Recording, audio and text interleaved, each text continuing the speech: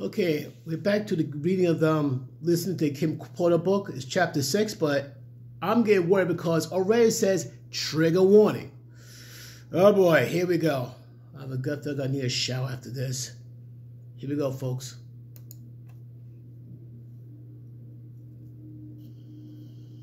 Biggie took over East Coast hip-hop, and Sean was the brilliant mind that orchestrated.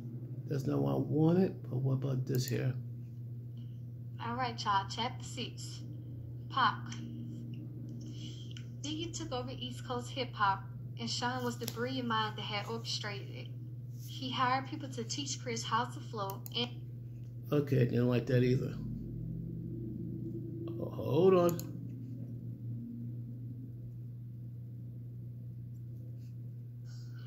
All right, we're back for chapter 6.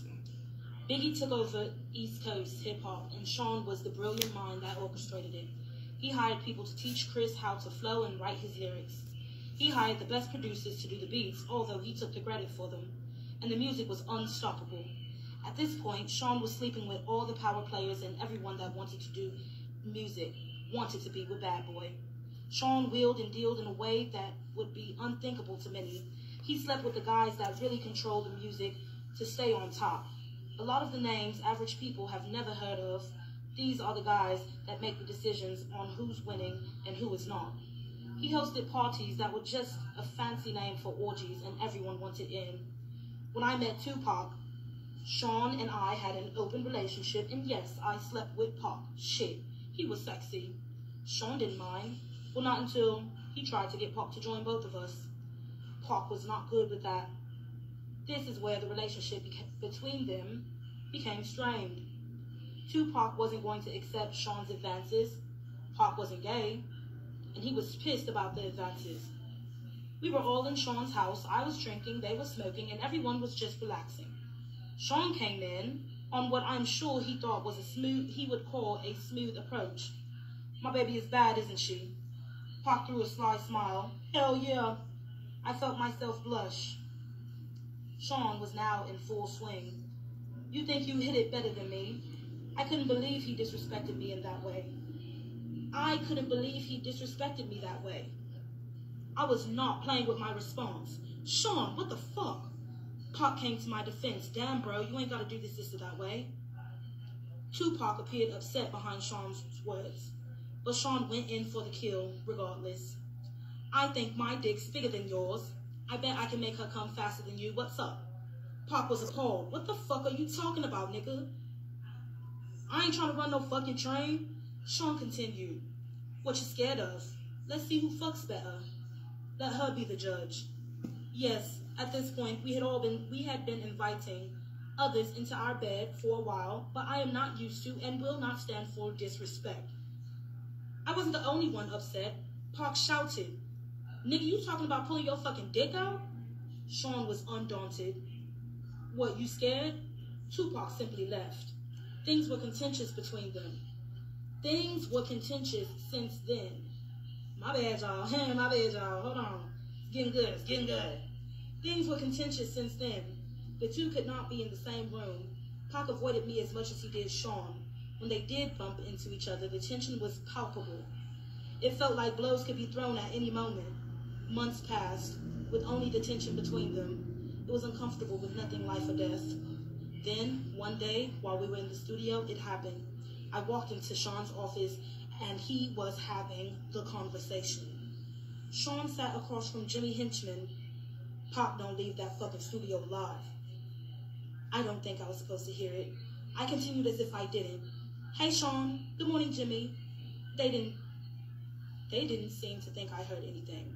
I'm ordering breakfast, smiling. Sean replied first. Let me get eggs sunny side up with grits and an orange juice.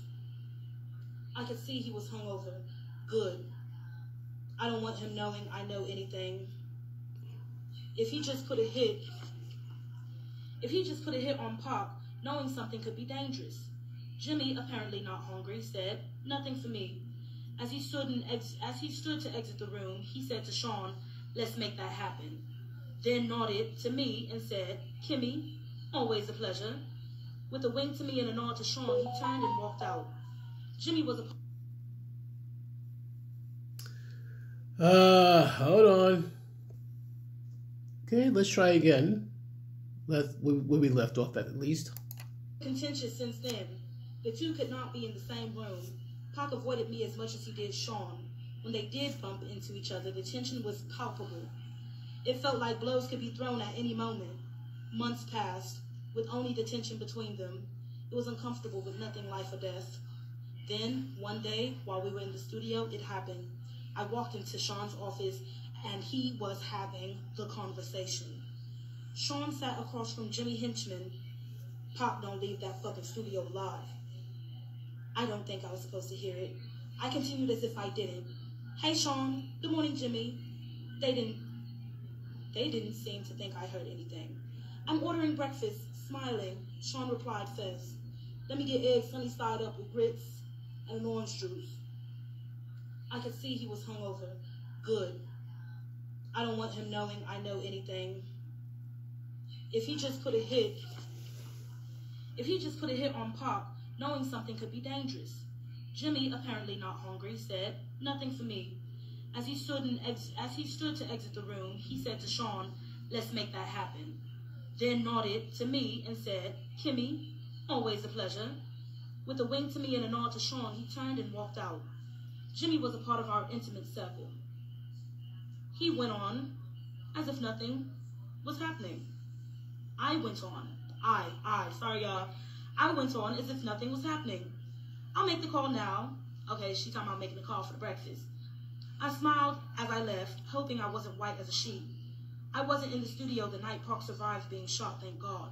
From what I understand, Sean and Chris saw Park at the studio after he'd been shot and did nothing. The way God works.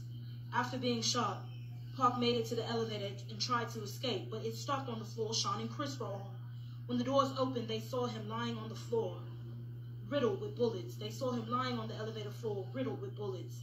The fact that they didn't call an ambulance, although they saw Park lying there, swimming in a pool of his own blood, will be all the evidence Park ever needed. He, of course, assumed they placed the hit, and Tupac is a soldier. This is not something that will be unanswered. Tupac didn't do well. He lost a tip. Damn, he lost a testicle, but he survived. It was orchestrated, and Sean Puffy Combs was the orchestrator. Damn, chapter 7. Ooh, that was brutal. Yeah, I definitely need a shout out for that. But this plays a lot. This plays what happened. So I'm guaranteed you wonder why Tupac's family want to reopen an investigation with Diddy's involvement. You wonder why. After reading what Kim had to say, yeah, I'm not surprised. Not surprised. But folks, what do you think about this? Once again, give a shout out, to all those involved making the book from Kim Porter, because though Kim's not around, her words live on forever. There's some things there's some secrets you cannot keep. But what do you think, folks? What's your thoughts on what you heard on chapter 6 from Kim's Lost Words? Peace.